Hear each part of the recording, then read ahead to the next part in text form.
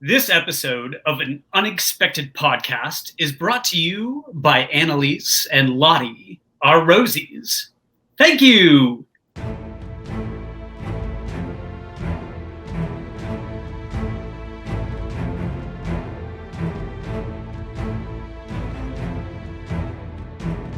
Hello, friends, and welcome to an unexpected podcast. I'm Ez, and we are talking Tolkien. We're coming to you from the North Farthing in the beautiful state of Ohio. And friends, today I am joined by Biljo Baggins. Joe Lewis, how you doing, buddy? I'm doing phenomenal. Man, this is so cool. So surprise, everyone. We are here we are. We got some announcements. We got some sort of news to share. I know we've been kind of away for a bit, and we're going to explain all of this. I don't even know that Joe knows. I just said, we're going to hit record, and we're just going to roll with this because a lot of things have happened in the past, I don't know, year plus. And even just like since Lane and I recorded, we've actually recorded 2 episodes. And Joe, we were like bouncing around. I told you, I was like, I think you were asking me which chapter are you on, because you've seen us like on the Instagram covering, out recording, doing different stuff. So like, which episode are we on? We're doing the gathering clouds. And although the clouds are gathering today, we're gathering and we're this, I feel like I needed to bring a ray of sunshine into all of these clouds that are gathering. That's why I got all Biljo here. But yeah, that's the chapter we're doing today. So we actually, just to get everyone caught up here, the next episode, which is going to be chapter 16. Lane and I recorded that episode, my friend. I think like, I don't know, October or September. I can't remember which one, which is crazy, right? So, we were doing that, and then we were deciding whether or not we had some other guests that we are going to get back to. And it's just tough getting everyone's schedule together. So those individuals were like, hey, we can't do that chapter until this date, but other people could do it earlier. And it was just kind of it was a lot to get everybody in. So I figure, once we get through these chapters, we're still going to have, show news and different things like that, and episodes and other things to cover. So we'll get those guests back on because we want to bring you more voices and stuff. But we had to get this in here, and wanted to also mention that for those of you that don't know, Lane and Sarah are currently and I talked to them, Joe, just about this and just what they've been sharing on social media. They're Vigo. So you'll actually hear in the next episode that episode is brought to you by Vigo. And we haven't had a chance to post it. It's sitting on my desktop. Just haven't had. We had to get this episode in first, just chronologically, to make them all kind of make sense. You do chapter 15 and then 16. So you're going to hear Lane talk a lot about Vigo, and so I won't go into all the different details and things, but they're currently at Children's Hospital. We send them our best. We love them, and they just have a lot of different things going on over there. They've been in the hospital for quite some time. Joe, you've been seeing some of these updates as well, right? Yeah. So and the reason I wanted to mention this, and the reason I'm bringing it out here to the podcast, is because I was worried. I know I've been getting a lot of emails and just sort of messages of concern just from folks, which we appreciate, by the way. I mean, I am always blown away by the kindness that people show, and that people are,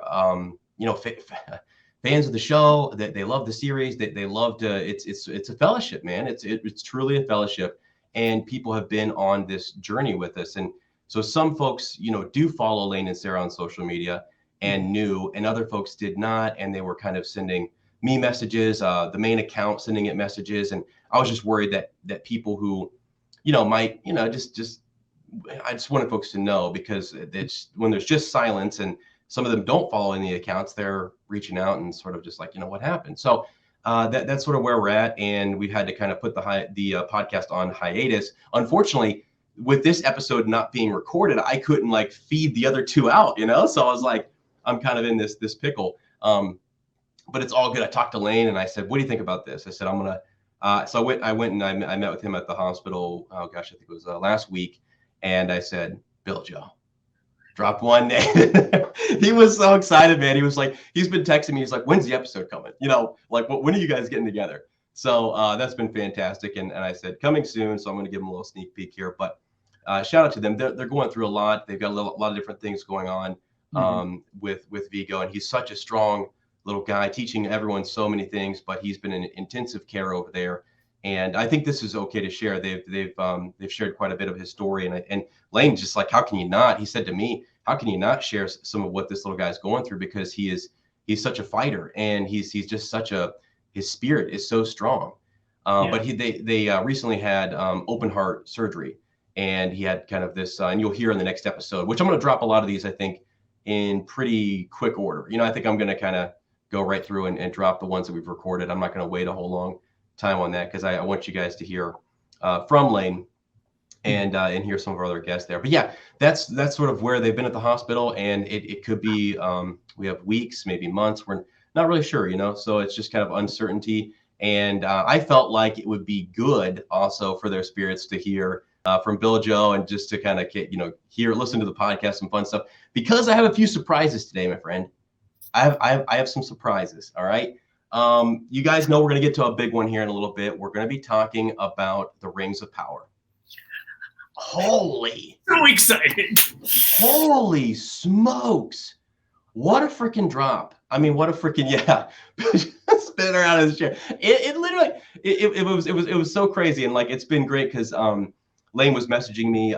Sarah has been home with the girls for a couple of days, and they're kind of going back and sharing that. And he said he's been talking to Vigo about what he saw, and sharing with him. So he's been messaging me, leaving me voicemails about it. He's like, Vigo probably thinks I'm going crazy over here because I'm spinning about this title, release, and just how cool it is. So we're going to get to that. I think we're actually going to pull it up here in a second if I can. And we're going to watch it and just sort of talk about it and click through it. But before we do that, we're already into Quick Counsel. That was your podcast update. One final thing too, if you guys do follow us on Instagram or on Facebook, so it's at Up Talking Tolkien, you can find through that account, like just Lane and Sarah are tagged in there. And again, I would just say positive, just positive energy. We're trying to send all of our positive, our love, our vibes, and all those things, to Lane and Sarah, just because there's so many things going on. But and my Rosie just wanted them to know as well that she is thinking about you guys, and she's sending all of her love to Vigo and family, and can't wait to come over and spend some quality time in the backyard under the party tree as Aunt Lottie, which is, by the way, I want to dive into this, my friend. So last time we talked, you had mentioned, God, I look back, you remember when we did the Grey Havens and we did that episode in the backyard? Oh my gosh. How could I forget? Right? Okay. Fantastic episode. I so happy. It was like a 3-hour podcast that we did, and it was wonderful. But I think at the time you were you recently engaged at that time? I think we were talking, right? Okay. Right. So has there been any major changes in your life or anything? Back in July, me and my Rosie, Annalise, got married. Let's go. We did like a kind of 20s theme wedding, and we just had an absolute blast. We actually had, I'm not exaggerating when I say it's a friend of a friend of a friend of a friend had a 1923 Model T Ford that after the ceremony we drove off in, and it was just phenomenal. Like, I cranked it to start it up. What? So much fun. But it was an absolute blast. It was like the perfect culmination of like both of our combined interests. It's so much fun. And afterwards, we took a trip to the far west in the lands of California and got to do some hiking. I actually brought this very pipe and smoked it in the redwoods in California, which was just super fun. So that has been one of many fun adventures in 2021 that has just been so much fun. Gosh, that is awesome. That is fantastic. Yeah, because I Lane was keeping me up to date on some of that. By the way, those of you who just heard my mic switch over, sounds so much better, doesn't it? So this is amateur hour over here, buddy. I'm over here like, we don't normally run the podcast like this, so this is I'm learning on the fly. No, man, that's great, and congratulations. Like, that is super awesome, and I love that picture. Can we see that picture again real quick? Oh, yeah. So we in between the ceremony and the reception went out to like a nearby park and took a couple wedding photos. Mm-hmm. I had a full royal blue suit for my wedding, and it was fun. Yeah, it was a blast. I love it. Well, so okay, along a similar line here, I want to say, thank you, my Yeah, friend. I want to say thank you. my pleasure. And so, one, for being here. Two, for something I'm about to jog your memory on something you said to me. Okay. So this was during that episode in Lane's backyard. Remember that time when we're sitting there, we're starting the podcast, and I asked you guys a question. I said, "How does one acquire one of these rosies?" Right? Yes.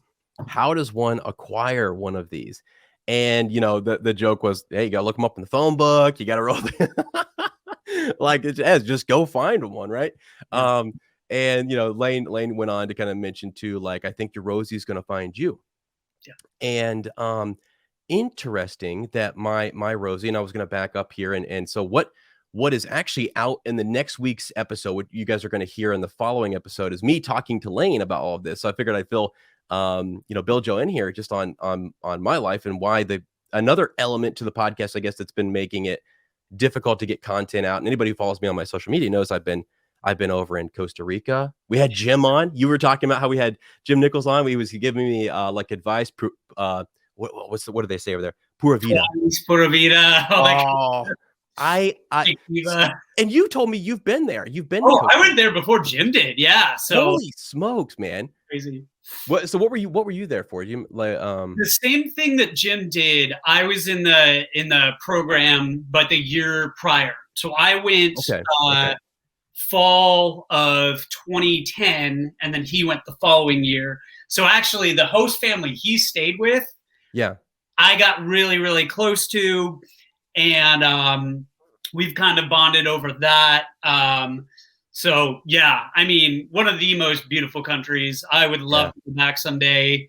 It's crazy. For me, it's been almost 12 years since I've been back, which is just weird to think about. But wow. Yeah, Costa Rica is beautiful.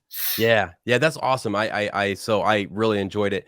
And just to kind of catch folks up here, where I'm going with this is that these guys were giving me advice on finding my Rosie, all these different things. So after that conversation, which was in 2020, right when the pandemic started, I think it was about a few months later, old Ez, his Rosie found him, and I just couldn't believe it. She found me. And we started talking, kept it close to the chest. And I remember I shared some stuff with Lane, and early on I was like, this is it, man. This is awesome. And so the pandemic is going on. She's from Germany. Oh, wow. So yeah, she's from Germany. And so we give her a shout out at the top of the show. Lottie is wonderful. I love her dearly. And so we were talking about how do you get together? Like, so, when we met, it was just like the distance factor plus the travel restrictions. So that's why Costa Rica came up. It was the country that would allow us to like go in there, and be together, because there were just travel bans and all this kind of stuff. And so story goes on, traveling. In the next episode, you guys are going to hear that, and that was back in, I think that was early October. Like I said, maybe it was September when we recorded that. And I say to Lane, I had just come back from Scotland, and I said, I'm engaged. I said I'm engaged. So drop that on him. And in this episode, I'm gonna drop on you guys that this is for Biljo. Got married, bro. I went and got married. What? So that's awesome. Couple married men talking here. So and that's actually kind of funny. I was at the hospital talking to Lane, and Sarah had some suspicions. So we're down in the lobby, and Sarah calls downstairs. And I remember Lane just said, he's like, hey, baby, just sitting down here, a couple married men talking. And she's like, what? And I was just like, and so I wanted to use Lane's line here in the episode. Oh, that's amazing. Congratulations, dude. Hey, thank you very much. So it's just been it's been such a wild, crazy thing. I went to Germany, and then we went up to Scotland and everything. So just fantastic. I'm gonna share more details and all that kind of stuff, later on. But I just dropping because she actually. So here's the thing. She was I remember when she first started talking to me, she said, she didn't really want to listen to the podcast necessarily. Like, she heard me on another project and thought, wow, there's a whole backstory on how, love at first sound, if you will. So, and she said, but the one episode where she did come and she just wanted to like click and just see what the YouTube looked like. We had just posted our video about the Grey Havens, and you were really? there. Yeah. Okay. So she saw you first. Wow. And like you're there, and she literally just clicked in randomly, she said, around like 5 to 6 minutes, and we're talking about Rosie.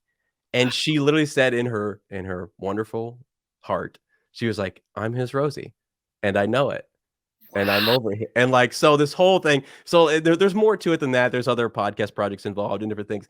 But I was sitting like, what the heck? So when she told me that, and I knew that you were coming on this episode, I thought, all right, this is becoming more full circle than I can imagine. And I felt like I had to, let folks know. So That is beautiful.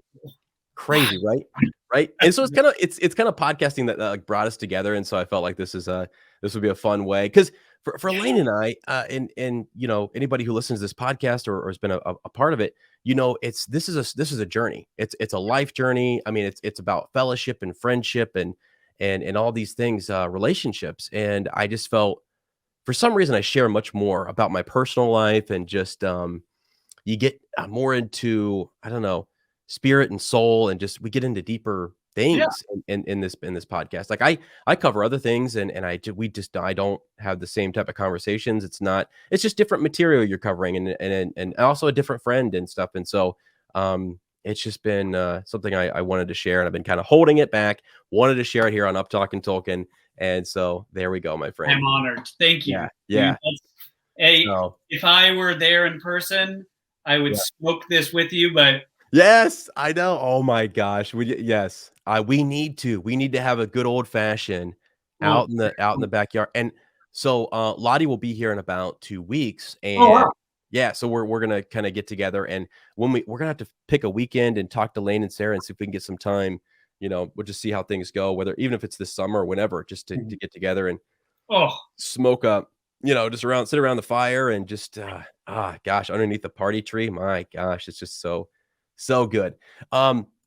Okay, so there's an update for you, friends, and thank you again for everyone's patience and just understanding as we're working our way through the Hobbit here and getting things done, different order, all that good stuff. But now let's kind of shift gears a little bit, and we're going to move into some pretty exciting stuff here. And again, I'm on the fly here trying to do this. Let's see if this works here, buddy. I'm going to share a screen, and I'm going to. Can you see that? Can you see that screen that popped up? Yeah. Okay. Awesome. So this is the Amazon Prime Video. This is their YouTube account, and I have pulled up here just the 1 minute Lord of the Rings, The Rings of Power title announcement. I was blown away by this. We're going to let it play. It's got some great audio to it, and then we're going to discuss. So here we go. Let's just sit back and listen to this and see what we get.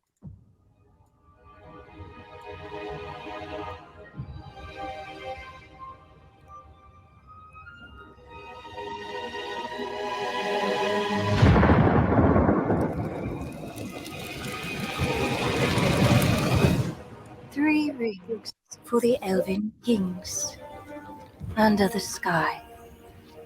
7 for the dwarf lords in their halls of stone. 9 for mortal men doomed to die.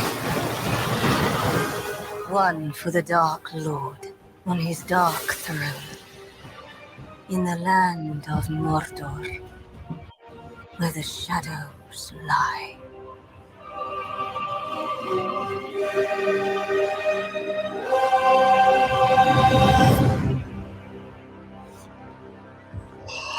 Yeah. I mean, literally unbelievable. So I could not believe this. What were your initial thoughts on when you saw this? Man, okay, so number one, I did not anticipate, because this is taking place during the Second Age, right? Based on what we've heard. I didn't anticipate necessarily that this would be the main focus, that they were going to focus on. But the Rings of Power, I feel like, and again, I don't want to sound like a poser with me not reading all the different books and stuff. I don't know a lot of the history and whatnot, but I would imagine the Rings of Power play into the overall history of the Tolkien universe. So to see how that pieces into all this different history and has an effect on previous ages, I think will be really, really interesting. And just even from this initial little teaser, I can tell, I was like, okay, they're doing their own spin. I know there's not a lot to go off of, but it's like, it seems unique and separate enough from the original Peter Jackson movies that it can captivate a new audience, but still retain that excitement. And so for me, I was just like, what? This is going to be awesome. And I can't wait to see more about it. Yeah, I'm with you, man. It is, and you're right that it's not much is like the second age is just an outline. We don't really, I mean, it's 3,000 years and there are a list of like 25 kings that have extended lives, and there are elves who are, immortal and that live during this time. And I've been thinking the same thing. I'm like, what are they going to carve out? What are they going to cut out and try to tell us? And whether it's, now we have to see the creation of the ring, right? We're going to see the creation of these rings of power is what's implied here. And then, like you said, how do they affect? Because that is something we didn't know. We just know that there were rings and some of them took them off, and that there was a one ring that could bend them to their will, and all these different things, different guardians for the elven rings. And you're like, wow, what does that all mean? How does it all work? And so it is a really good, I don't know, like a tie-in that they're going to make it a focus and help us understand what Anatar Sauron was doing, and then maybe why those rings are so powerful. Because I've always wondered, like, this is probably a simple, stupid question, but like, what are their powers? Like, how are they powerful? What do they do? Do they give you influence, insight, different things? I mean, like, what is it that's going to be? Were there notes on that? Were there things that Tolkien, because they're just such a big mystery that, I don't know, right? Yeah, and to be able to like unpack that and see a little bit of like what each different ring made it unique and separate. Like, what do the rings of men have that are separate from the rings of the elves and the rings of the dwarves? And, obviously we've seen the one ring of power and the effect that has, but to unpack what the different powers of the separate other rings are and how they differ from each other, I'm just like, what? This is going to be awesome. Yeah, for sure. I know. And it just looks awesome. Something I did not know, and shout out to Cam Hansen, who's done some of our like commercials and has done some fun stuff with us and just filming. And he's great. I'll put a link down to his social media. I'm going to have him on the show too at some point here just to discuss this, because he pointed out, and I didn't know there's an actual behind the scenes reel. Let me see. Have you seen this where they did like the making of, where they showed? Oh no. Okay, this was on. Let me see if I can find it on their Twitter. I'll kind of take this down real quick. Let me undo that. Yeah, they actually have, I guess, because Cam pointed this out, that there's that's not CGI. Like apparently it's actual real effects or something. And I was shocked by that. I actually didn't believe him. I was like, come on, now some of that has to be, like, let's not get carried away here. Like maybe part of it's real, but then there's a bit that's not like that is CGI or something. It's all real. All of this is real. Yeah, it's all yeah. Oh my gosh. So let's see here if they show us. So that's just the trailer. Sorry. No, I gotta find this real quick. So it's called the making of the title reveal for Lord of the Rings. Let's see if we can find it.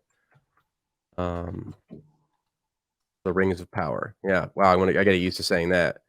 The Rings of Power. What a powerful title. What did you think of the title itself, actually? Dude, I was pumped. And now that we have our own Rings of Power as well, yeah. maybe... yeah. That's funny. Man. Yeah, no, it's great. Okay, here it is. Took me a second, but I got it here. Let me pull this back up for you guys. So add this in here. Have you seen this? This is them actually making the title. So here we go. This is I'm going to turn the volume up a little bit on this. And there we go. But it's like real, man. Oh my gosh. Mm-hmm. Holy crap. Yeah. So for those of you that are listening, if you get a chance to go to our YouTube channel or even just go look this up, IGN has this exclusive where they're showing. Look at that. They're pouring water over this molten. Like they're actually building the title. What? It's crazy. I mean, it's another level that yeah. What? That's amazing. Right? Is that not? Okay. So anyone who hasn't seen that, I was blown away because normally you just stop at like who goes to IGN afterwards. I don't know. You hear them talk about stuff, but they had this exclusive kind of behind the scenes. There's this guy running over. Right? They've got the cameras out on the table. He's running over. They're pouring this into a wooden sort of it's wood. Yeah, like a cast. Yeah. And yeah, we can see them pouring that. The camera pops in right there. Let me go back to like 8 seconds. You can see the camera kind of flying over top to get that first pour, which is pretty cool. And then just so to me, is that like I think some of the smoke and stuff they might have done up a bit, but look at that. Man, I want to like just buy that. Like, right? Right? Like, I mean, it's probably hundreds of thousands of dollars if it ever did go up on sale, but like, oh God, yeah, it is. Yeah, it's really cool, man. They're burning the crap out of that. Yeah, they are. And it looks so here we go. Yeah, just clicking through here. The rings of power. They're pouring the O, getting those shots. Yeah, and this is what was amazing. They have like a glass. Piece of glass or something like a ramp where they pour 2 buckets of water and it just comes running down over top of the title to cool it. They've got cameras all over it and they're just getting that steam or whatever, right? Rising off of these cooled, and it all makes sense too, right? They're forging the title, and this is a series about the forging of these rings of power. Well, you gotta think too, if this is how much time and effort they put to revealing the title, how much more is this going to be like the dedication and effort they put into each episode? Like, this is just the title reveal. Right. Exactly.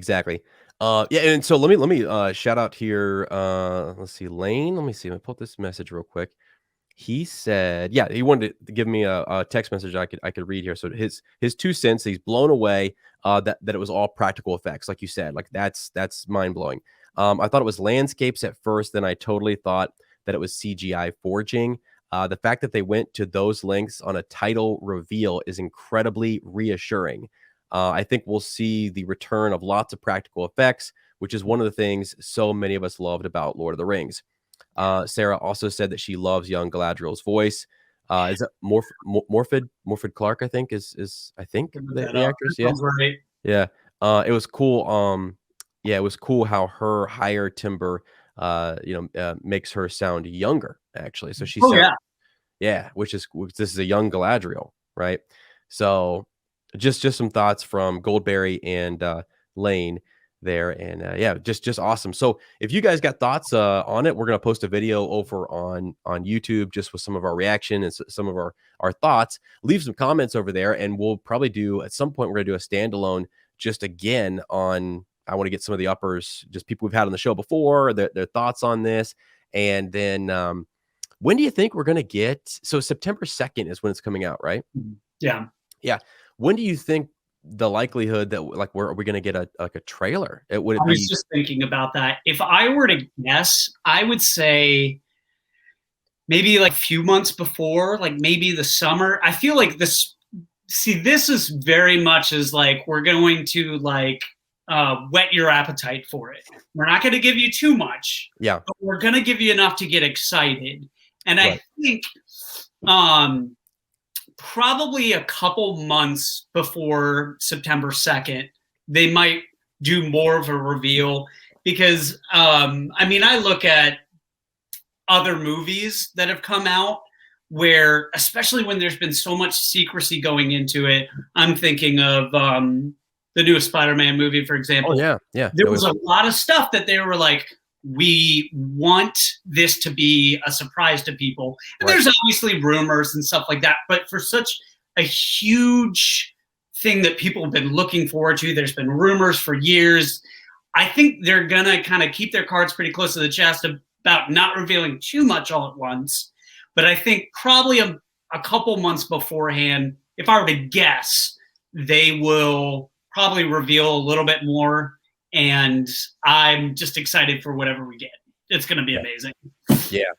Yeah, no, I am too, and I think you're probably right that they do want to keep this really secretive and not much to be known about it. We got that one image release.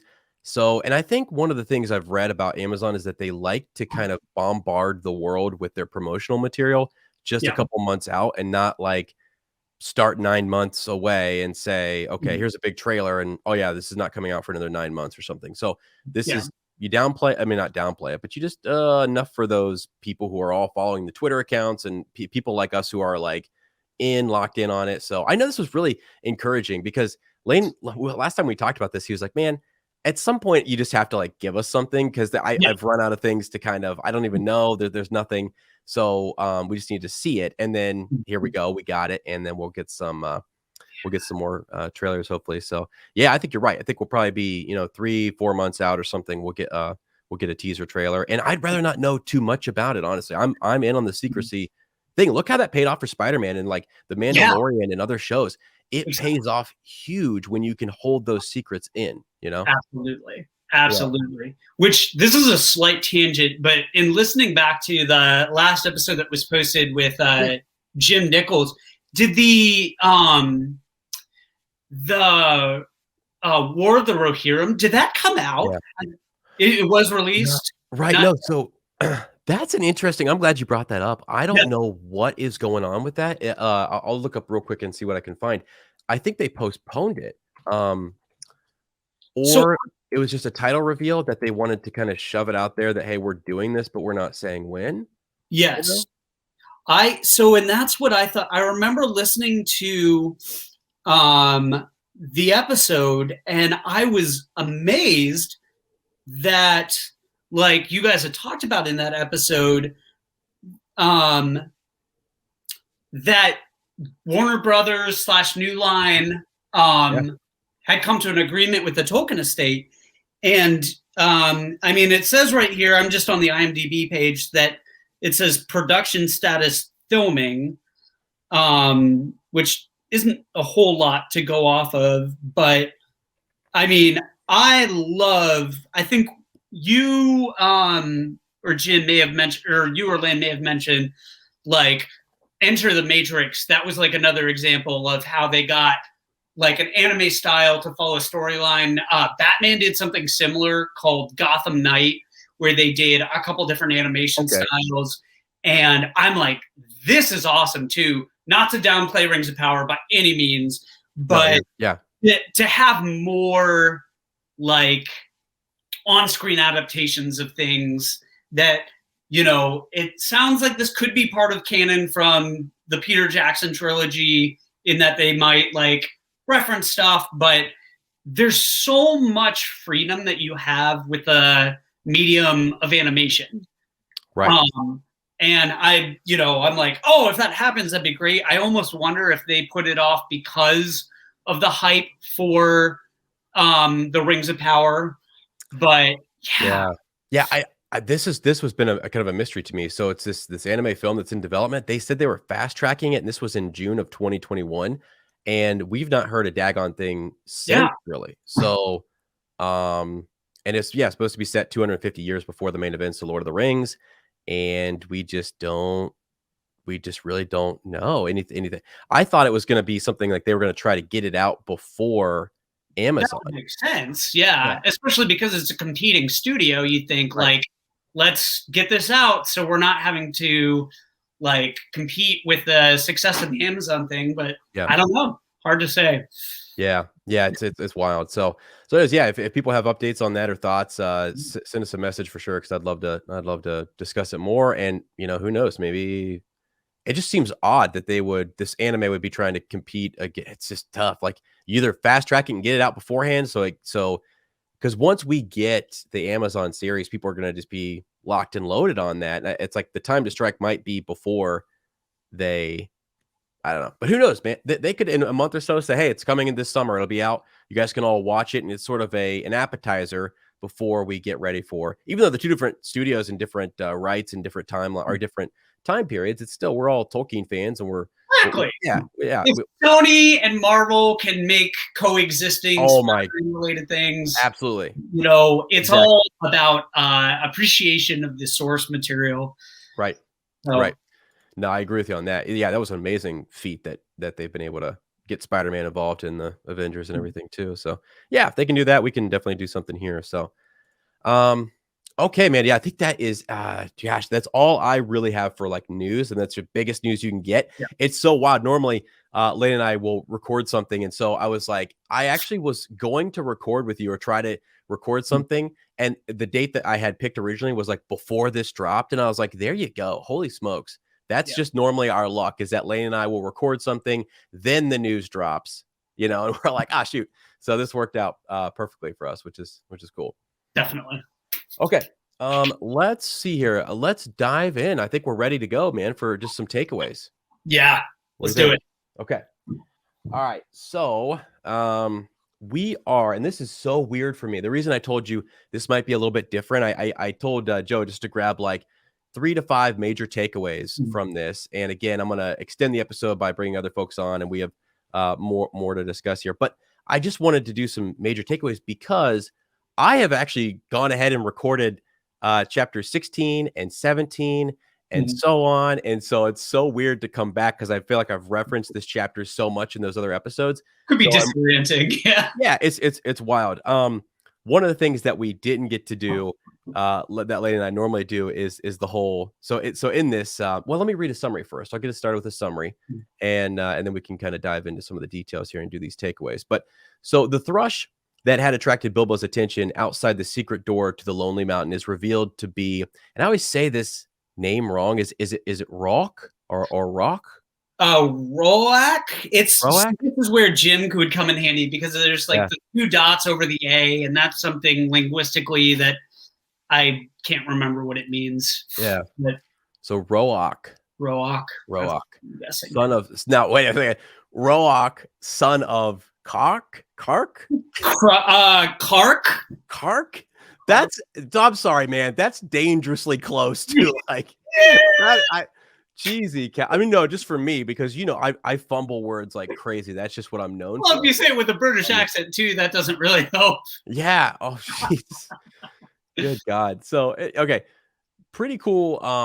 Yeah, that's we'll talk about him here in just a second. But he tells Bilbo and the dwarves that Smaug is dead and that they should not trust the master of Lake Town, but rather Bard. Thorin is assuming his ancestral role as king under the mountain, and he sends the thrush for Dane in the Iron Hills. Thorin wants to go back to the mountain. The dwarves work to fortify the mountain against the Elven King. As they work, the ravens bring them news. Now, the elves then are pitching camp. They're making merry. The dwarves then make merry themselves as well. Bard approaches to kind of under a banner, like a peace banner, to parley, right, with Thorin.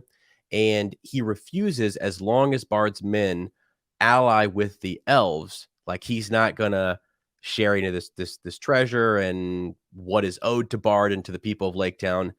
As long as they still appear to be an army outside of his doors, he's out. He's not gonna deal with them. So Bard's men leave, and then his bannermen return with demands for part of the treasure. And then Thorin refuses. All that stuff is there. So really, this for me comes down to like that we learn about Smaug, and we learn that he has been killed. And so a part of the song, this is what I wanted to jump to here. And as I think about things that Lane and I had talked about and things that we were excited to kind of cover from this, the song that they start singing in this, the second piece to it is the sword is sharp, the spear is long, the arrow swift, the gate is strong. And it's just like they're singing. I think about this arrow, the black arrow that goes up, the hits Smaug, takes him out. He's dead. Everyone is making merry, thinking that all is well. And you would think, Joe, in a great story like this, that this is, this is this point where you would think that this is this point where like we have that there's nothing. I know. So I know you cut out there for a little bit. professional move, my friend. I just kept right on driving. No, that was good. That was good. Monologuing like a crazy man. But Okay. Smaug dies, and we still think like we think it's over. We think this should be done, but yet we're still actually. There's a lot more journey left. There's a lot more adversity, I guess, is what I'm trying to say, Yeah. right? So yeah, that to me is the big reveal here. There's an army on the move. The armies are gathering. The clouds are gathering, if you will. And although they're making merry, and they actually break out the instruments here, Yeah. and they get into some songs about the under the mountain, dark and tall, the king has come unto his hall. His foe is dead, the worm of dread, and ever so his foes shall fall. But it is, we know, and we can tell that this is not looking good. There's just a few dwarves going to stand up against like all of the like these armies out there, and it is key that he is trying to get his cousin Dane to show up, right, and help secure the treasures here. So I don't know, what just a initial kind of takeaways, your thoughts on the chapter as a whole there. Yeah. So one big thing. So going into the song, I like this is such a like seemingly overlooked detail, but the variety of styles of music that Tolkien puts into the different races. So like you hear about the elven songs, you hear about the songs of like the halflings, the hobbits, and then you hear about the songs of the dwarfs. And I think I even wrote this down, like Bilbo comments in this chapter that like, oh, the songs of the elves are peaceful and merry, but the songs of the dwarfs are much too warlike. And you're just like, like that's like the culture of the dwarfs, of like these warriors. They like have all this adversity in their history. And I'm just like, wow, this is really, it's such a cool detail of like the huge world that Tolkien created of like, yeah, this is what a dwarf like traditional song would sound like because of the history and the culture of the dwarves. And I was like, oh man, this is so epic. Right. Yeah, that's a good point. I mean, and that's the attention to detail that we love, that we think about. It's just so it's not just that it's a song or that it rhymes in a certain way or that it tells a story, but it's also like its style and its tone. And, you know, and even really, what is the story and what are their focuses? Like what do, when they create songs or even artwork or whatever, Tolkien's thinking about like what's actually being manifested or what's being sort of conveyed in that art form, which is different culture by culture or, you know, I mean, you look at in like different countries, nationalities today, what's a good indication of their history? You look back at their folk songs. Yeah. Like, American folk songs will sound very different than like say Irish folk songs or, you know, folk songs from like Mexico or Russia. And so again, further building into the history, this world that he's built, he's like, this is what a traditional song of the dwarves would sound like versus that of the elves. And just, it's amazing. I mean, the power of music, I think, is just profoundly, just beautiful and has stuff that I think most people underestimate. But like the fact that they're like, okay, music can also be a rallying cry. The elves are like, oh yes, we're being merry, and the dwarves are like, all right, let's challenge that. Let's sing our own song. Let's rally together and be like, we have the halls once again. We have reclaimed our treasure. And I don't know. That's like a really cool thing that I think he just puts into this story that I'm like, it's phenomenal. And it's throughout all of his books of the songs and how they tell a story, but they also like show the culture of the different people that are singing these songs that I'm like, it's so cool. No, that's a really good point. And, you know, when I first started reading the Silmarillion and I realized, because one of my favorite things to do is to try to like look at the songs and think about what tune were they sung in and stuff like that, you know. And I was like, wow, the whole start to this whole world is they sung it into existence.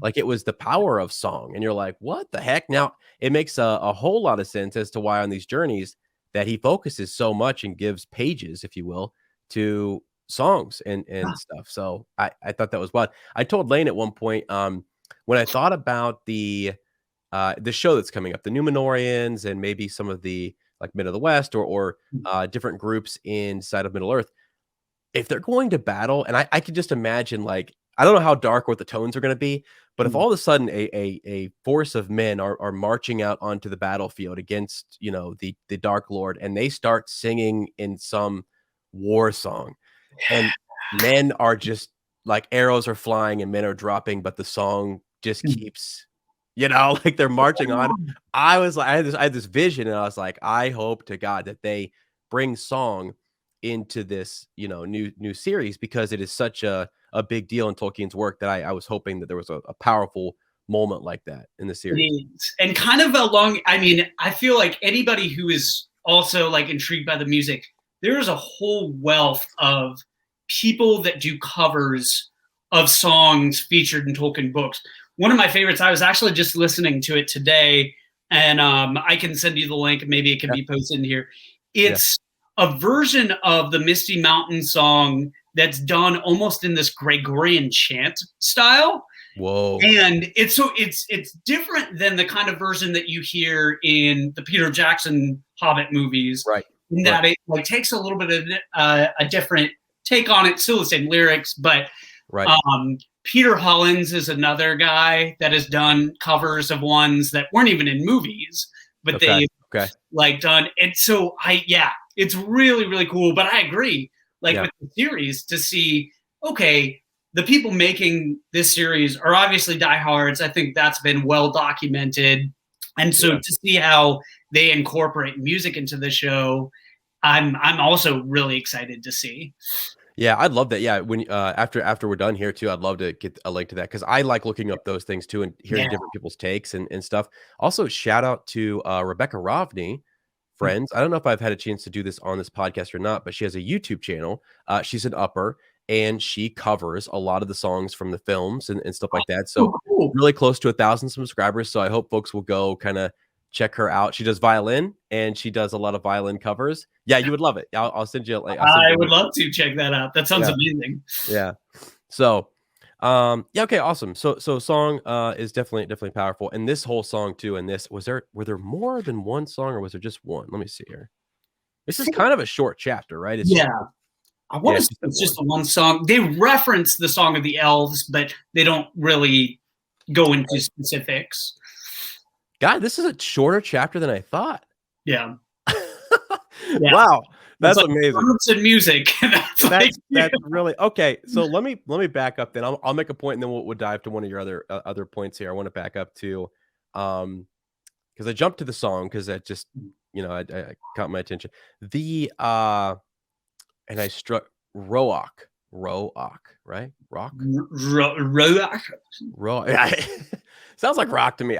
Rock. So, anyways, the Ravens and Ravenhill. I think it's interesting to see that Tolkien gives almost like greater wisdom sometimes to, like, because the wisdom or the counsel that is given by Roak is better than, like, I mean, he's, I don't know, like later on in even other chapters, because we've covered those. Like, his advice is so much better, and he warns Thorin of things, and he doesn't heed those warnings, and he seems to be a very wise individual. And I just love when you can find those like animals or creatures in a story that carry wisdom, and we undervalue them a little bit. Or we were watching a character kind of undervalue that, and we see him stumbling, and we are going like, well, I think we should probably listen to the talking raven, you know, like, right? If it can talk, I feel like it's kind of a big deal. Yeah, he has I think they say he is like 153 years old. Oh, really? Yeah. 100 years and 3 years and 50 years, which I was like, that's a weird way to say it, but still, like. Yeah. That's awesome. So that's old. That is old. Now, and he talks about too, like his father, right? I mean, he talks about like being descended and having, there's a whole group of them that have been communicating and stuff. Like the thrush is speaking too, like in its own sort of way, which is awesome. And I just think that's another magical piece to all of this. But Yeah, he gives that counsel. And yeah, no sooner had he finished speaking than the old thrush gave a loud call and immediately flew away. And this is them trying to figure out what to do. So I kind of went to the song and then backed up just a little bit here, just to go back and point out that they're dealing with this news. Let me get to the part that, yeah, here we go. Dead, dead, shouted the dwarves. Then we have been in needless fear. The treasure is ours. So because they did sort of, they know that when Smaug left, he was, I think there's got to be some guilt, right? Like Yeah. they just rooted out this dragon and it just went and torched this town. Yeah. And, so like later on when Bard shows up, I just feel like, how do they not sit there and shake their heads and go, yeah, we kind of caused all of that. And you know what I mean? Yeah. Like, why wouldn't you instantly be like, hey, sorry, we've got more than enough. And you guys want to like join up or whatever. Like, I mean, it's just crazy. Smaug just torched their city, man. Well, like even the juxtaposition, and I'm sorry, we're kind of jumping back and forth, but like That's this idea of like, we were in needless fear because Smaug is dead now. But then they go to the opposite extreme once they get back to the halls, where Thor is like obstinately fearless, despite the fact that there are multiple armies that want to take claim. Yeah. And I'm just like, what a crazy switch in a single chapter. Right. That is true. Yeah. He's all over the place. Well, and Lay and I were talking about the power, and what I read kind of in the analysis there and just our summary was the idea that Smaug's curse, this power, this presence, that he's sort of, well, one, gold itself, right? This treasure was a lure for Smaug. Then it's corrupted in some sense, and it has its own power, but it's also been set on by a dragon. And now we have folks coming to possibly claim it. There's some message there about wealth and gold that I think we should probably, and when you get to the very end of all of this, what Bilbo decides to take with him, I think is also a big deal. He could have took a lot more. I mean, the Shire, he could have passed around just, if he would have took like, I think his full share and just really spread it out, my friend, like it's a whole different ball game in the Shire, but it almost brings with it kind of, it goes back to that biblical reference, right? That greed or whatever, like that lust for money is like at the root of all kind of evil and stuff. So I just think that's kind of interesting to think about. But yeah, any other bigger thoughts and takeaways? Do you have anything else kind of? So I maybe just because there's like this really fun game that I love to play. It's called Wingspan. But the study of ornithology, my wife, Annalise, is really into it. So it's the study of birds and birds' habitats, the different nature of different species of birds. And looking at this and other works of Tolkien, I'm like, he had to be an avid like bird watcher. Like the details that he goes into, like I was just looking, it's like, okay, they talk about starlings, finches, carrion birds, thrush. You look at other like films and they like ravens, crows. I mean, some of those are like more common birds that most people would recognize, but I feel like the way that he uses birds in this like kind of pivotal plot ways, like, oh yeah, it was because of the ravens that they learned about Smaug being dead. Yeah. Like in Lord of the Rings, everyone loves to talk about it. It's like the eagles were a huge part, and even in The Hobbit as well. But like I have to think that Tolkien was probably a huge bird enthusiast. Just the way that he uses birds and describes birds and identifies different birds. And I like even the fact that he's like, oh yes, I speak bird speech. I know. Yeah, I know. Yeah, great. Yeah, that actually does. That's a good point. Like maybe Tolkien was sitting there and he was listening to all the birds around him. He thought, I think I know what they're saying. You know what I mean? Exactly. Right. I'm gonna make a character where he also feels the same way. Yeah, you're right. As you said, carrion birds. I was like, boom, right there is one. I mean, and there were some even in, the birds were an indication they indicate things when smog leaves or is coming go, like the lack of birds or the presence of birds would tell you something in previous chapters too. Yeah. So that is pretty cool. And I guess yeah, it's starting to add up. I think when we first start, it's not something you're thinking about, but you get into it's almost like this slow build in bird references, and then you get to a talking raven, and it's like, all right, well, this is, I mean, something's going on with the birds. That's a good point, man. I never would have really thought about that too much, because it's subtle, and that's the thing, is that it's not so over the top. It is sort of layered in there. And we've had references to eagles in this book too. We get them again, like you said, in the Lord of the Rings. So that was just something that I'm like, I never really put it together, but in like rereading through this, I'm like, I would bet money that Tolkien was a bird enthusiast. Yeah. Oh yeah, for sure. Yeah, that's awesome. Okay, so now a couple other things here, I guess, just as we try to work through some of this. They get this news, their spirits are lifted up back to the mountain, they're on their way. It's mentions too, I always wondered, when you watch the films too, like the approach to the gate, like the side door where they first enter has been destroyed. There's no access to that anymore, and they hide inside. Then when they're inside of the mountain and inside the kingdom, there's really only one way to approach. Like the mountain is its own sort of even like what do you call it? Like the foot of the mountain. Like he describes all these different things and how narrow, like along the narrow ledge of the cliff, like there was only access by water. Yeah. And a small sort of stream went up that way and stuff. So like just the fact that he's describing how you would get to it, how they're going to haul stuff up, how they're going to get in and out of the entrance.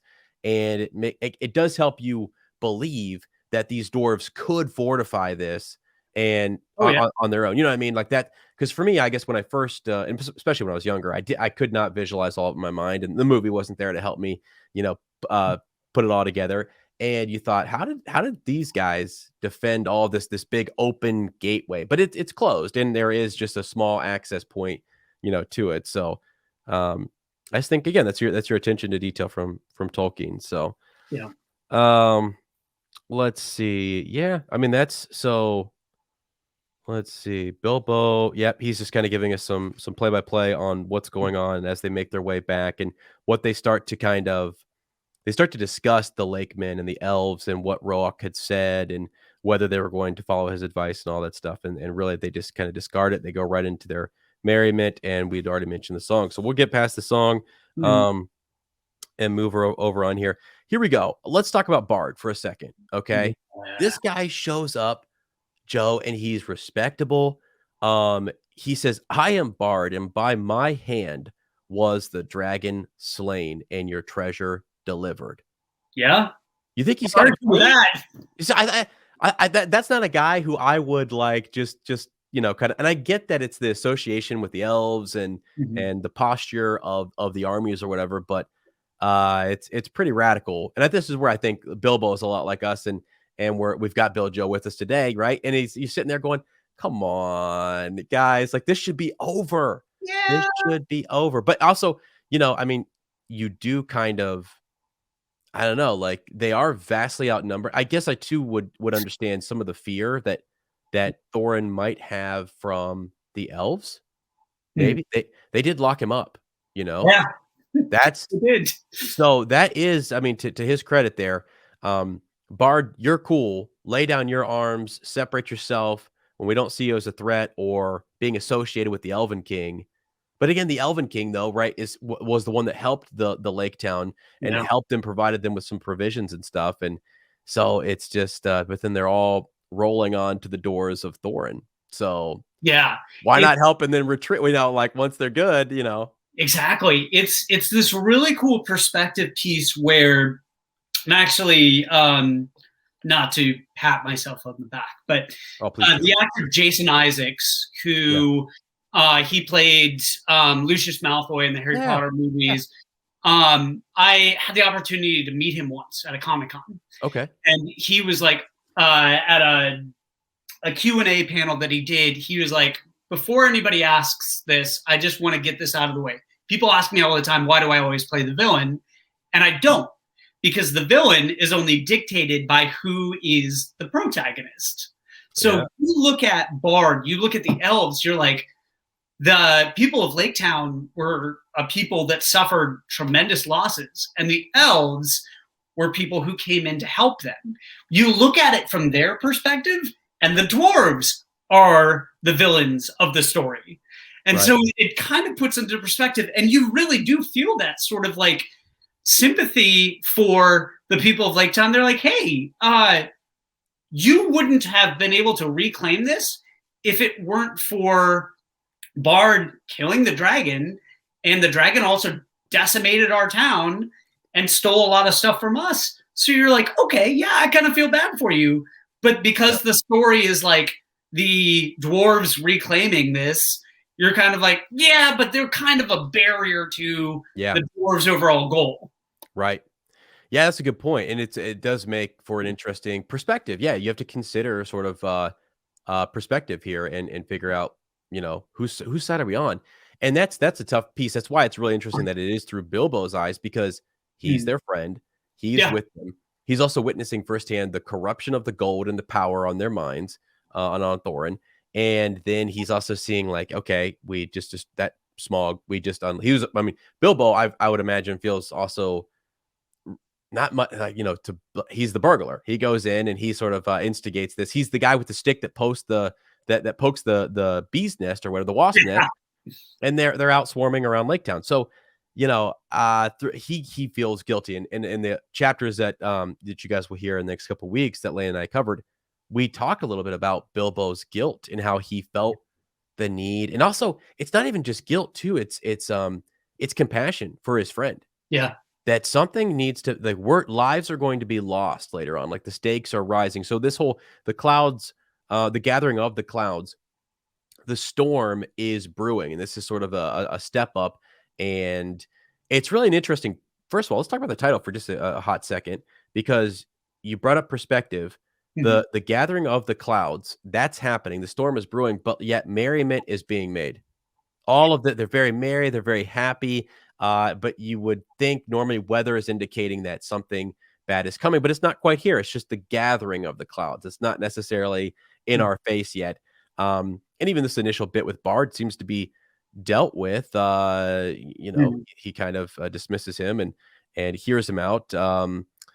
And this Bilbo says this of what Bard said. He said, "Now these words, as he's speaking, it's a whole paragraph as he talks about the history and stuff and things that that we aided you in your hour of distress and so on." And Bilbo says these words were fair words and true words, if proudly and grimly spoken. Which, by the way, I love that Bard is always described as this grim voice. It's always grim. I don't know why, but it's a part of that too, to make it's the word choice and the connotation of the word that makes us go, well, I don't know, that's this guy. When you really read what his deeds are and what he did, Bard's pretty awesome. Yeah. But when you read that he's a grim character, you start to think, well, I don't know, is he a good guy, or should he be one of the bad guys, air quote? But yeah, Bilbo tells us that his words were true, and Bilbo thought that Thorin would at once admit what justice was in them. He did not, of course, expect that anyone would remember that it was he who discovered all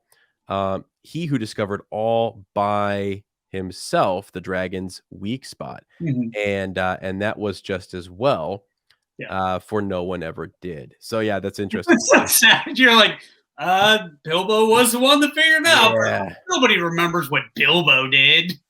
I forgot that line was in there though, and that is sort of a real good dig, right? I mean, hey, by the way, the thrush told you, and I'm the one who told the thrush heard it from. Crazy. So yeah, but he's dealing with that idea that Thorin doesn't know, or that Thorin is not gonna. We'll learn here that he doesn't react the way Bilbo thinks. He does reference right before this too that chiefly the hunt had been for the Arkenstone. Joe, I have you here. What are your thoughts too? Because I've been obsessing the last couple episodes just on the Arkenstone. What do you think about the Arkenstone, my friend? Do you like? Have you ever given it much thought, like as to what it is, or we know it's important. We know Yeah. that it's the most desired gem or jewel in the Lonely Mountain, Yeah. right? So there are two things that I've thought about with this. One, I'm like, I wonder it like from a physical standpoint, if it is of a material that is far more glamorous and valuable than anything else, than gold, than diamonds, and rubies. That's why it's coveted. But not that it has like a mind of its own, like the One Ring, but it has enough of a pull for it for them to be like, we're going to risk everything. We have to get the Arkenstone. It was like the most prized possession in this whole hall of treasures. Like, there's something about it that almost seems supernatural in its pull to motivate Thorin to just like blindly be like, I don't care if I die here. Like, this is what this is all about. Right. And yeah. Right. That's a really good point. So you talk about like gold being rare. That's why we value it, and precious mineral and all that kind of stuff. Precious stone. So this is something that we've never seen anything else like this. There's never been anything else found. And I think what I've always thought is that, Tolkien likes to talk about how he talks about trees and he talks about green life and forest and things that grow and all that stuff. But sometimes when he talks about mountains, he talks about as if they grew there. They're still a part of nature. They're still, even though they're stone and rocky, that there's something. And so the Arkenstone is at one point described as like the heart of the mountain. Yeah. And you think about it being like if a mountain were alive, it would need a heart that would pulse, that would radiate life and help it grow. Not that that's exactly what it is, but it just made me think like this is something super, super old that was in the very beginning. And I don't know, like if you wanted to throw an actual Easter egg into the show, Arkenstone lore, this is like where I'm at. I'm like, tell us more about, even if it's the elves talking about something well before it's found, I just feel like if there was something and we're like, is that one of the same? Because it's just such a mysterious thing. It is so different from every other gem. And it was found so deep down at the roots of this mountain that it's described as almost the heart of the mountain. Yeah. So, well, and then you made a good point, which I didn't even think about, like not just the like intrinsic value or the value of it from like how much it would be worth, but also the historic value of it. Like it's been around long enough. It's ancient. Other like cultures and races were well aware of it. So from that standpoint alone, that also gave it value.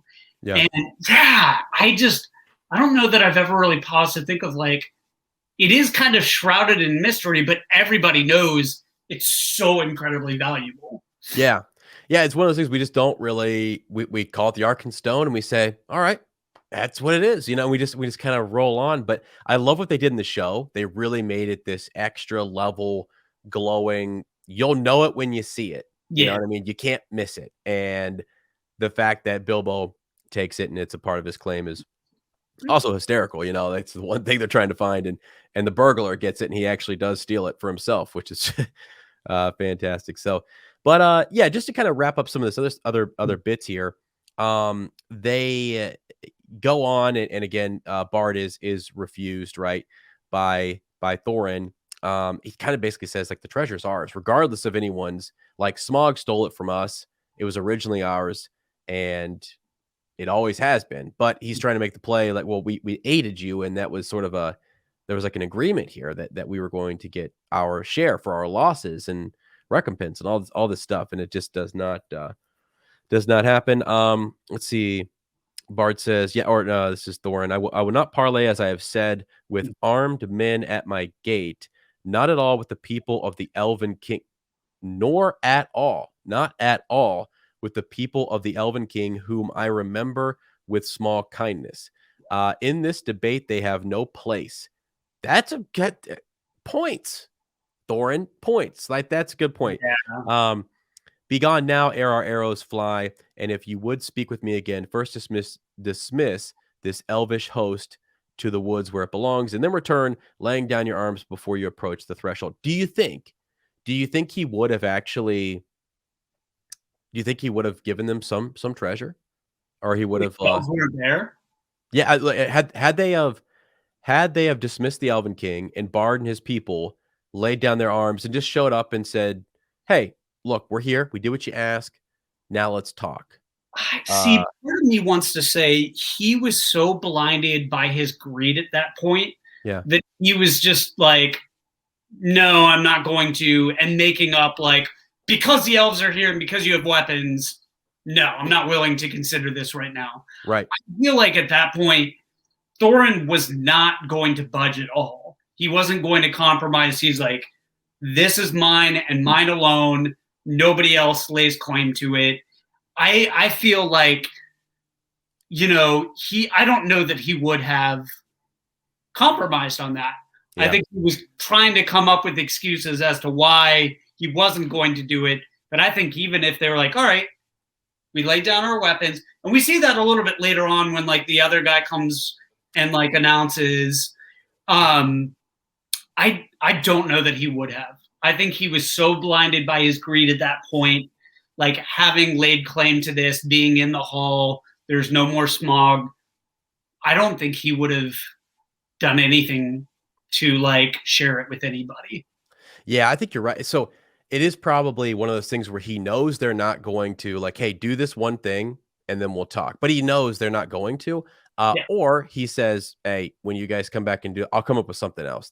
He has like a list a mile long of reasons why he's not going to give up this treasure. This is just option number one, and also pretty good one because they're not going to do that. They're not going to back down, and they are kind of demanding it. And as Bilbo said, they're fair and just words. And this is the problem: is that they understand what they're saying is respectful, giving him his claim, but also requesting. It was very fair. But what they don't understand is what Bilbo is also seeing on the other side of this, because the whole reason he comes out, to kind of it brings the Arcane Stone, is because he realizes that the treasure has gotten to them, and that the curse is real, and that really it's beyond. They're out of their right minds, right? They're not in their right mind, and that therefore they're not making these. They're not making very good decisions. So, it's just kind of wild. So we'll wrap up the last couple paragraphs here. Thorin seized a bow of horn and shot an arrow at the speaker. It smote into his shield and stuck there quivering. Like, that's pretty ridiculous. He shot. I mean, he's shooting a freaking arrow at him. Since such is your answer, he called in return. I declare the mountain besieged. So actually what Bard had said there was basically just that, like, he's telling him that if you would have friendship and honor of the lands about and his sires of old, then we also give that he will also give somewhat of his own for the comfort of the men of the lake. And he's like basically just kind of reaffirming very fairly, this is the way. And he shoots an arrow at him and says, this is your answer. I'm declaring that the mountain is besieged. You shall not depart from it until you call on your side for truce and parley. We will bear no weapons against you, but we leave you to your gold. So that's actually Bard who's rolling out saying, whoa, I declare. Yeah. Oh, since such is your answer. Yeah. So since that was his answer, that's where he's basically saying, that the mountain is besieged. I get it now. All right. Yeah. I misread that at first too. I was like, is this two separate instances, or is this all the same? Like, no, he's with the elves. Right. Yeah. So, okay. That makes sense. And this is where, we leave you to your gold. You may eat that if you will. What the heck? Yeah. I love that line. Like, hey, you know what? You're so greedy for your gold. You can have it. Good luck trying to find food. You're stuck here, but you could just eat your gold. You'll be fine. Right. I mean, it is kind of it is a dig, right? It's one of those things. Something should trigger in his mind, because they mention at the end of this, I think it's Bilbo or someone is grumbling. The whole place stunk of dragon. He grumbled to himself, and it makes me sick. And cram is beginning to simply stick in my throat. So basically all that they were eating was this cram, and it points out that they'll starve. They're gonna die in there. They're willing to die just sitting on their gold, and not making some sort of truce or whatever. But they're holding out for Dane, and they've got Roak, son of Kark, heading to get aid and everything. So again, a very short chapter, and it's just kind of an interesting. It's a turning point, though. I mean, it's one of those. I think when you're first reading this, and it's hard for me to recall as a kid when I was first reading it, but you start to think you don't see it going this way. You know what I mean? You start to think, okay, this must be just one long drawn out resolution. You're starting to look at the last couple of chapters saying, all right, this is just a long resolution, the journey home or something. Huh. No, it totally shifts here because It does. the climax feels like Smaug being defeated. It feels like that should be it, right? That's what it's all about. And I don't know if it's Tolkien talking about, a bit more about the nature of war, and that sometimes on the way home there are these little even though after like the major battle is won, that should be it for everybody, but yet there's still this fighting over what's left over. You won you occupied a country, or you did something, or you gained your goal, and then there's the extra fighting with your own freaking allies, the people that you were allied with, beforehand. It just you see that in Return of the King, of like after the hobbits go back to the Shire, they have to fight back to reclaim it. Right. Yeah. Which is wild. Yeah. So he does it twice, kind of, right? Yeah. So he does it in the Hobbit, and then exaggerated in the Lord of the Rings. So it's crazy. Yeah. Which random little trivia thing. Yeah. The actor that plays Dane in the Hobbit, Battle of the Five Armies, is the great Sir Billy Connolly, who Billy Connolly is from Scotland. He's got like a very, very distinct accent. He's in Boondock Saints. He's the dad. And then he's also he's done other stuff. He was in the Jim Carrey series of Unfortunate Events, but like really, really solid Scottish actor. Absolutely phenomenal. And I remember the first time I saw it, I was like, oh my gosh, that's Billy Connolly. He's so epic. Yeah, that's awesome. That's cool. Yeah. His accent is freaking, wonderful. I was thinking about like when I was in Scotland, I was talking to Lottie, and just some of the accents that were there. My Lord. She being German was like, can you understand what some of them were saying? And I was just like, yeah, let me, I need to hear it, once or twice. Lane was asking about the accents and stuff over there. So that's pretty cool. Yeah. Dane showing up when he shows up in the film, it's such a freaking, it feels so much more epic. I mean, it is epic in the book, but they really played stuff up in the film. I mean, it was like, he's just awesome. What is he riding on? Is it like a pig or a boar or like something like that? Yeah, I remember it's like this very triumphant entry, and you're like, oh wow. I think they've got like goats too and stuff, or maybe it was a goat. I don't know. Yeah. So now, okay. So friends, this is kind of, again, as we said, just a kind of a different episode for us. You will hear the next two episodes are Lane and I talking about the next two chapters. One, we are in his house. We're there in Amanda doing our thing, catching up from my adventures, and then he's catching me up on Vigo and everything. And then we go over to paragraphs, and that's around the holidays and stuff like that. And then we'll finish back up, and we're gonna have Biljo back on if he's down. I always enjoy this so much. Yeah. So I have a few other surprises maybe planned in this episode. I got to kind of contact a few people and get some ideas rolling here just for the end of this. But wanted to get some surprises here. But I wanted to just to say quickly to Lane and Sarah, who I know will be listening, that we love, guys. They are my family, like they, those little babies call me Uncle Ez. And so I said, I was talking to Lottie beforehand, like when we get a chance to go down to the Shire, it's Uncle Ez and it's Aunt Lottie. And I'm just so excited for them. I just can't wait to just go hug them all and hold them. And talking to Lane the other day, I was they just have a lot going on, and I feel they're such wonderful, wonderful people, and they always find the good and the positive, and they focus on those things. And you've had, I mean, Joe, you've talked to them for years, and that, I mean, like, as people, I cannot, like, I just want to brag up on them a little bit because they're such good people. My dad follows them on social media, and he often tells me he's giving me updates. He's always giving me updates on Vigo. He's giving me update even before Vigo was born. My dad was giving me updates on Lane and Sarah. I was like, I was just down there, but like he's following. He's like, he's telling me what they're up to, because he loves the way they love their babies, the way they love each other, the way they experience life. And I do just think they're such wonderful people.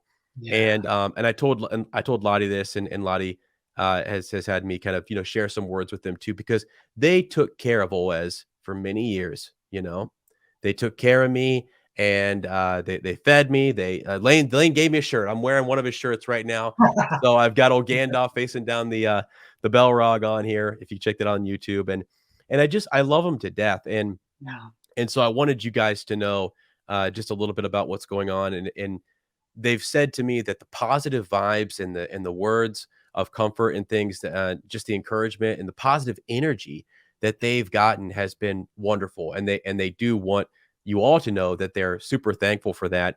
And we just felt like, Biljo and I wanted to talk to you guys, and we want to just carry on the spirit of this journey. And Lane, I can tell you right now, my friend, he's itching to hear some of this. He's already texted me and wanting a teaser. Have you guys finished recording yet? What's going on? So I know he's excited for it. Just wanted to say that to them. So Lane and Sarah, whenever you guys are able to watch this, love you guys so much. You're on my heart, my thoughts daily. And, they're ones that have had a profound impact on me, being involved in their lives together. It's made me a better person. And I don't say that lightly.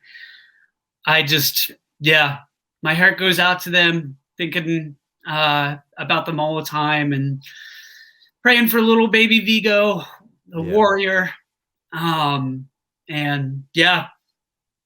They are strong, both in and of themselves and through the support that they get. And I'm gonna make it through this together. Yeah, for sure. And Joe, I want you to know too, man, like I love when Lane said, let's we were talking about the party, let's get the spirit of Bilbo in there, let's bring Joe. I love it, man. And I could not think of a better. I was thinking about people who I wanted to kind of bring on for this episode, and I really just wanted, you just bring such a positive feel. Like when the clouds are gathering in our lives, I like to think of Bilbo. I like to think you started this all off smoking your pipe, doing your thing, just in the Shire. It gives you comfort. Like when Bilbo was thinking about his trials and tribulations, the things he was going through, right? He thought of home, he thought of his armchair, and he thought of those various things. And so I know right now too, that like Sarah and Lane can't be at home all the time, and they can't sit in their armchair and be with their babies. And so I wanted to bring some of that spirit into this episode. And so I can't thank you enough, man, for coming on. It's my pleasure, man. I love doing this. I love anything too that I can do to just help bring some joy to the fans, to Lane and Sarah, to you. It is always my pleasure. Yeah. Awesome. All right, friends. Well, for now, I'm going to go ahead, and what we're going to do is kind of wrap this episode up. This has been such an interesting podcasting experience for me, just in the way I've been working with like Cam on one of our episodes, working with you on this episode, and the way it's all kind of worked out. But that's life. I mean, I've through this whole process, I've been thinking just about how things don't always go the way we think they're going to go. This story for Bilbo, for all the great stories we read, like these things happen. And so it's just been kind of interesting. I always try. It's funny. Lane will probably, we always try to make this like, well, how does the podcast parallel real life situation? People are like, you guys are forcing it, but I don't know. Sometimes I'm like, it seems to be kind of eerily, mimicking life in some way. But anyway, so I'll do kind of just our outro here, wrap this up, and we'll be back again with chapter. Gosh, I don't even know what the next chapter is called, guys. That's how out of it I am. But chapter 16 for sure is what we'll be back with. And again, like I said, just so you guys understand, I'll put like a timeline in there as to how it all works out. That was an episode we pre-recorded back in October, I believe. So yeah. So with that, friends, thanks so much. Also follow us over at Up Talking Tolkien for those updates. If you want to follow Lane and Sarah, they're linked in that account as well over there. You guys can can do that. And then Biljo, I don't know if you want folks to like, because follow old Biljo if you want to, if you want some. Feel free, man. I always enjoy stuff. posting humorous and random stuff. Got a puppy Oh, a few weeks ago, so there's lots of puppy pics lately. Oh my gosh, that's awesome. Actually, I was talking a lot. We have to figure out the whole. She's more of a cat individual. Okay, really, really into cats. I didn't know I was a cat person. Just found this out though. I'm more of a cat person actually, and I didn't know it until I met Rosie. And I don't know if it's because I met Rosie or if it always was that way. You know what I mean? Yeah. Things start to kind of blend together. But yeah. Anyways, okay, so cool. I'll leave a link down there for Joe. You guys can follow him as well too. But friends, thanks so much. And again, send that positive energy. Those hug one another. I mean, my God, like we've lived through some crazy times in the pandemic, and there's just been some wild. It's 2022, and it just feels I'm still exhausted from all of the pandemic stuff and just things going on in the world. And part of why I wanted to share some of what's happened to me and Joe's news is I think it brings some joy and some happiness and stuff. And by the way, too, I want you guys, when you get a second, Lane and Sarah, like what I've learned through Vigo is that like he's so strong, and that there are things like it's an inspirational.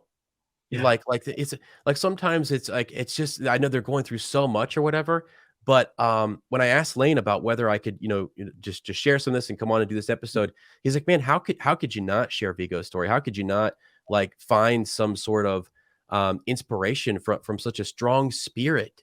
And so that's the thing. That's the big takeaway. I want you guys just sometimes, even when we're in the valley or things seem tough, like it is there too, where we find unexpected things that are going to strengthen us, that are going to teach us, that are going to help move us forward in life. So hug one another, love one another, and know that we love you over here. Absolutely. And we appreciate all you guys and all of your support. So, all right, friends, with that, please like the podcast. Don't forget to subscribe to us, like us, write that review, send us a Shadowfax, and we will see you guys next time. And Bilbo knows.